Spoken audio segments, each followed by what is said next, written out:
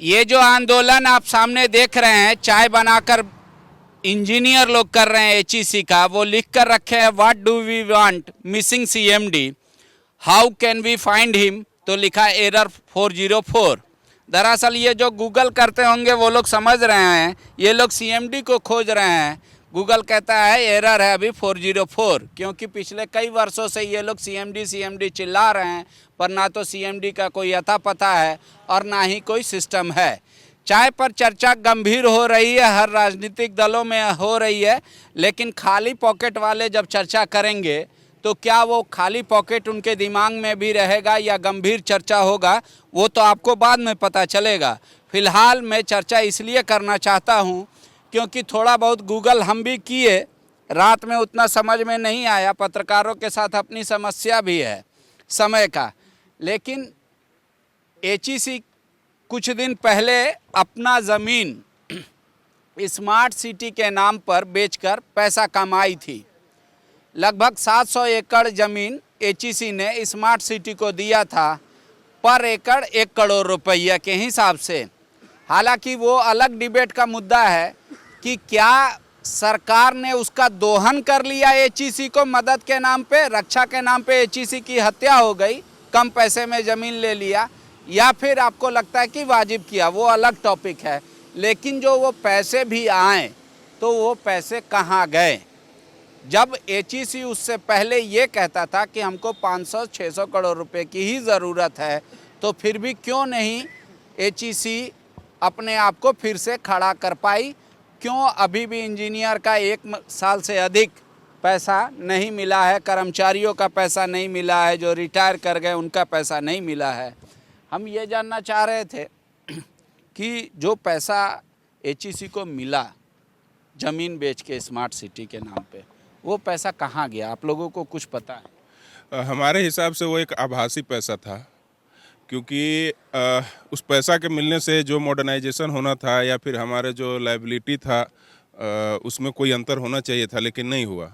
जैसा सुनने में आया कि कुछ पुराना जो है लीव इनकैशमेंट या ग्रेचुटी मद में भुगतान हुआ है, परंतु हम लोगों को जानकारी में उस पैसे का कोई भी यूटिलाइजेशन नहीं हुआ, और वो पैसा कहाँ गया ये एक जांच का विषय हो सकता है। ये मिसमैनेजमेंट है, ये जानबूझ के ऐसा किया गया है? अब तो ये सवाल उठेगा। अब इसको आप खुद भी समझ सकते हैं। हम लोग की कुछ बाधाएं हैं जिसमें हम लोग बहुत ज़्यादा खुल के नहीं बोल सकते हैं, लेकिन बात इतना सा है कि जब आपकी कंपनी जिसका प्रोडक्शन टर्नओवर 400-500 करोड़ का हो और उस कंपनी को एक बार में अगर 700 करोड़ रुपया दिया जाए और कंपनी चलते हुए हालात में थी, कुछ फंड की आवश्यकता थी, अगर 700 करोड़ रुपया आ जाए जिस कंपनी में, उस कंपनी के इंजीनियर्स एंड ऑफिसर वर्कर्स का 13-13 महीने का सैलरी बकाया होगा? क्या उनके पीएफ के कंट्रीब्यूशन और उसका जो सब्सक्रिप्शन है उसका पैसा बकाया होगा? उनके भविष्य पे संकट आ जाएगा? ये थोड़ा सा मजाक लगता है हम लोगों को। जैसे राज्यसभा में बाबुल सुप्रियो जी कहे थे कि जो पैसा आया है एचईसी के अकाउंट में, वो बकाया के लिए भी खर्च होगा और मॉडर्नाइजेशन में भी खर्च होगा। तो हम जानना चाहते हैं कि क्या कुछ स्टाफ का बकाया था या वेंडर का बकाया दिया गया एचईसी के द्वारा, या मॉडर्नाइजेशन में कितना खर्च हुआ? आप हमको एक चीज़ बताइए सर, कोई भी कंपनी हो, रिलायंस से ले लीजिए चाहे जो बड़ा बड़ा कंपनी ओएनजीसी, सबका कुछ न कुछ रनिंग बकाया चलता है। जो काम कीजिएगा तो कुछ बकाया होगा, कुछ सन्ड्री होगा, इस तरह का चीज़ चलते रहता है। एम्प्लॉय का भी बकाया होगा, लेकिन जब वो बकाया को आप क्लियर कर रहे हैं तो आपके माथे और आप प्रोडक्शन होने नहीं दे रहे हैं। पहली बात ये, प्रोडक्शन आप डे बाय डे घटा रहे हैं, रॉ मटेरियल्स इनपुट में आपका ज़्यादा खर्चा नहीं हो रहा है, ठीक है, उसके बाद आपकी देनदारी इतनी कैसे बढ़ जाती है? तो ये तो 2 तरह का चीज़ है। अब इसको आम जनता समझेगा, किसी के पास बहुत बड़ा ज़मीन है तो आधा ज़मीन बेचकर वो कर्जा उतार देगा और बाकी पैसे से वो घर बनाएगा आधे ज़मीन पे, या कर्जा उतार के पूरा ज़मीन बेच देगा। तो क्या जो पैसा मिला वो सिर्फ कर्ज उतारने के लिए था? एचईसी का उसी समय दिमाग में आ गया था कि अब इसको नहीं चलाना है? कर्ज उतरा भी कहाँ? आज आप 3 साल 4 साल का फाइनेंशियल रिपोर्ट ले लीजिए, आपको सब कुछ समझ में आ जाएगा। अब 700 करोड़ रुपया आने के बाद भी आपका सैलरी बकाया है, पीएफ बकाया है, सब चीज़। और दूसरी बात, जो पैसा मॉडर्नाइजेशन के साथ जोड़ा गया था कि अगर फ्यूचर में कोई रिवाइवल का मॉडर्नाइजेशन प्लान जो उसमें पेंडिंग था, मेकॉन जो डीपीआर बना के दी थी 1240 करोड़ का हमारे पुराने सीएमडी साहब अभिजीत घोष के समय में, ये सारा काम उन्हीं के समय का किया हुआ है। ठीक है, वो जब डीपीआर के साथ उसको जोड़ा गया था कि जब कभी भी ऐसा प्लान अप्रूव होगा एचईसी का तो उसमें इस बचे हुए पैसे का जो भी पैसा बचेगा उसको मॉडर्नाइजेशन में यूज होगा। एचईसी में हम पूरे प्लांट में घूम जाइए, एक मशीन बताइए जो कि मॉडर्नाइज हुआ हो या कोई नया मशीन लगा हो पिछले 4 साल में। लेकिन आप लोग धक्का वर्क ऑर्डर ले लगे कि हाँ हम काम करके। वर्क ऑर्डर तो ऑब्वियस सा बात है एचईसी को मिलेगा सर, वर्क ऑर्डर कैसे नहीं मिलेगा? ये ऑर्गेनाइजेशन इकलौता है पूरे वर्ल्ड में, मदर प्लांट है ना। ठीक है, मिलना ही मिलना है। वर्क ऑर्डर तो आपको आज भी आपको एनसीएल हमको ऑर्डर देने के लिए तैयार है, एनसीएल हम लोग को पैसा देने के लिए तैयार है। क्यों आप लोग को देने को तैयार है? ऐसा इंडिया में और कोई फैक्ट्री नहीं है, इसलिए कि आप लोग मतलब गरीब गुरबा टाइप का उसके नज़र में है, इसलिए आपको रिवाइव करना है। नहीं, इंडस्ट्री में कोई गरीब गुरबा होता नहीं है, पीएसयू टू पीएसयू कल्चर चलता है।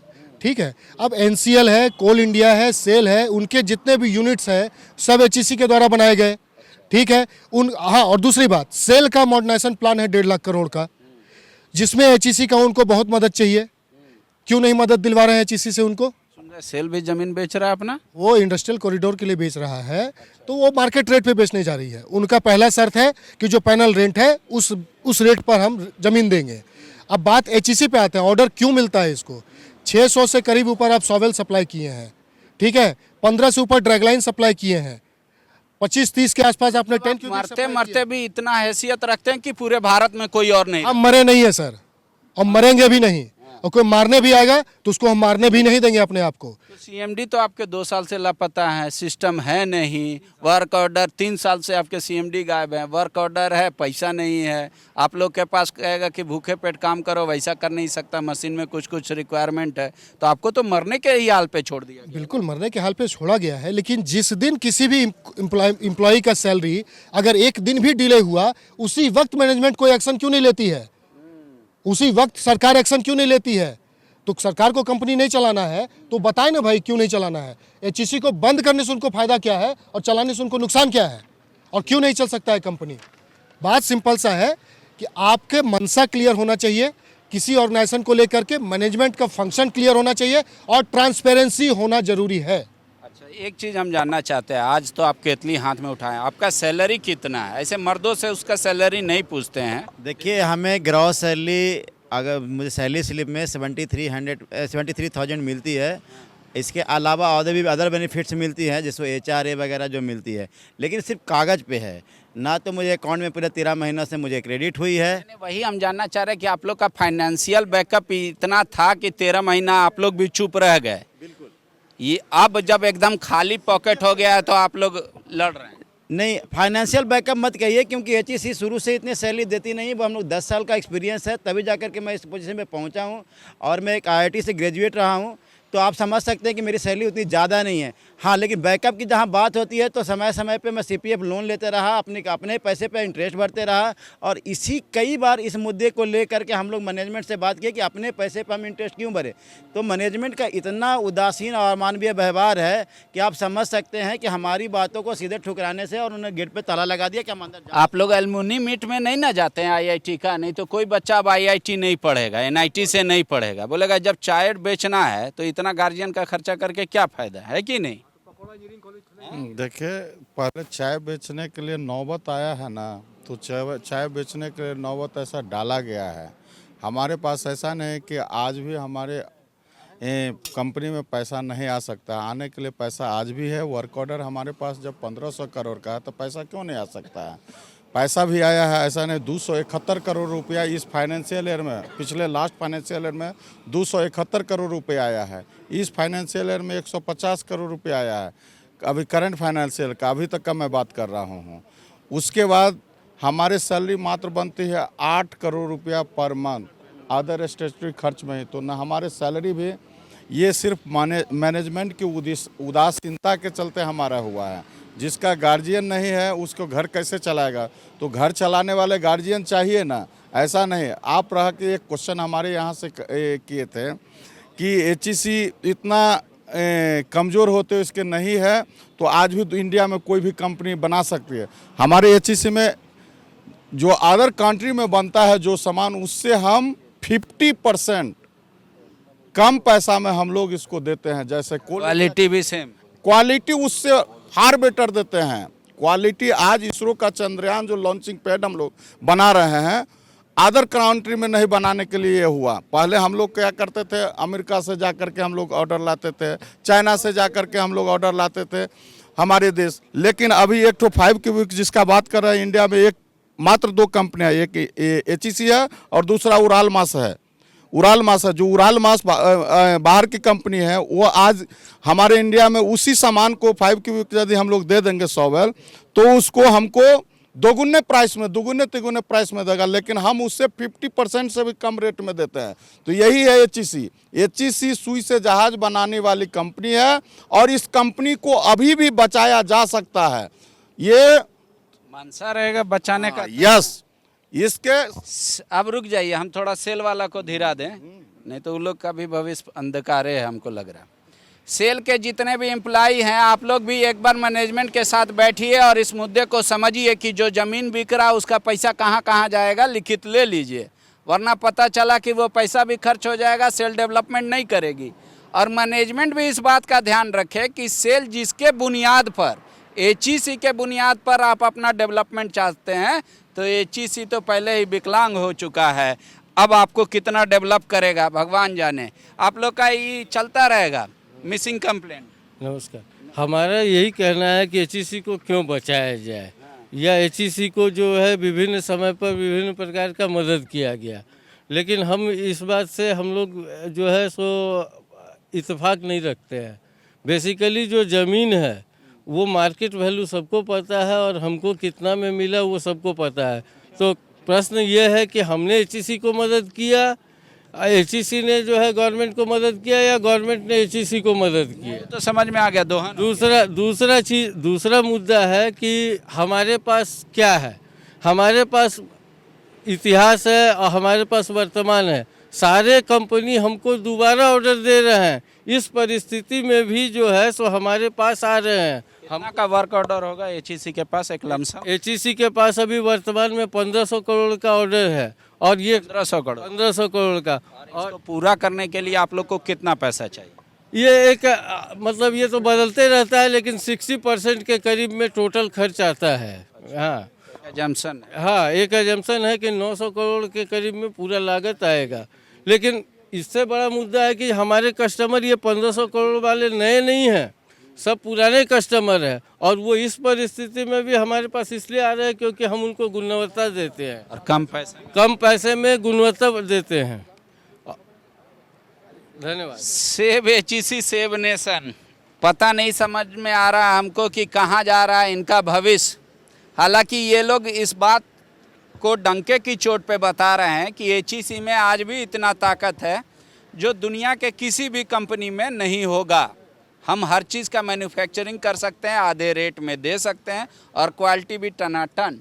अब आप सोचिएगा कि HEC का उत्थान कैसे होगा, इसमें किसको किसको पहल करनी चाहिए। क्या राज्य सरकार सिर्फ इसलिए चुप रहे कि यह मामला केंद्र से है इसलिए, या फिर राज्य सरकार को भी आगे बढ़ना चाहिए? आप अपना भी ओपिनियन लिखिएगा।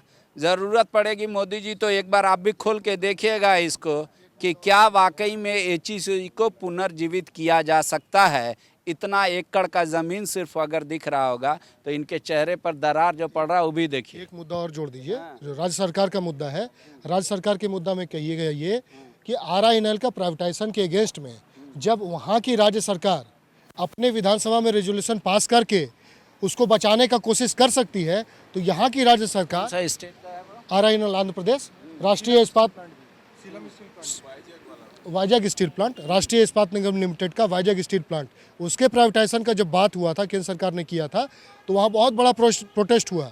उसमें राज्य सरकार ने अपने विधानसभा से रेजोल्यूशन पास करवाया कि अगर केंद्र सरकार इस कंपनी को प्राइवेटाइज करना चाहती है या कुछ भी करना चाहती है हम चला लें, तो हमको दे दिया जाए। अच्छा, हम एक एजम्पशन,